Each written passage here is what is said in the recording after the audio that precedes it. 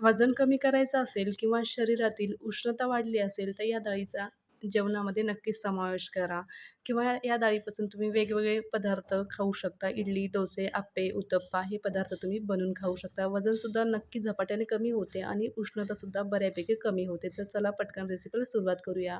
इथे हिरवी मिरची, कोथिंबीर आणि 10-12 खोबऱ्याचे तुकडे घेतले आहेत आणि शेंगदाणे खमंग भाजून घेतले आहेत. हे मिक्सरला आपल्याला छान बारीक फिरून घ्यायचं आहे. आता इथं फोडणीसाठी 1 चमचा तेलामध्ये जिरं, मोहरी, कढीपत्ता टाकायचा आहे.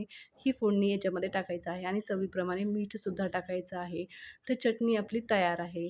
1 वाटी मुगाची डाळ 2 तासासाठी भिजत ठेवली होती. आता हे मिक्सरच्या भांड्यामध्ये टाकायची आहे. आता इथंच 1 वाटी डाळ असल्यामुळं अर्धी वाटी आपल्याला रवा घ्यायचा. रवा कोणताही चालेल, कारण मिक्सरला आपल्याला फिरूनच घ्यायचा आहे. आता मिक्सरच्या भांड्यामध्ये डाळ आणि रवा थोडं-थोडं टाकून आपण हे मिक्सरला थोडं-थोडं पाणी टाकून छान मिक्सरला फिरून घेणार आहोत. सगळी डाळ आणि रवा याच पद्धतीनं मिक्सरमधून बारीक फिरून घ्यायचं आहे. आता हे सगळं फिरून झाल्यावर हे छान आपल्याला फेटून घ्यायचं आहे. थोडंसं पाणी ॲड करायचं आहे. पुन्हा छान फेटून घ्यायचं आहे. याच्यामध्ये थोडंसं मीठ टाकायचं, पुन्हा छान फेटून घ्यायचं आहे.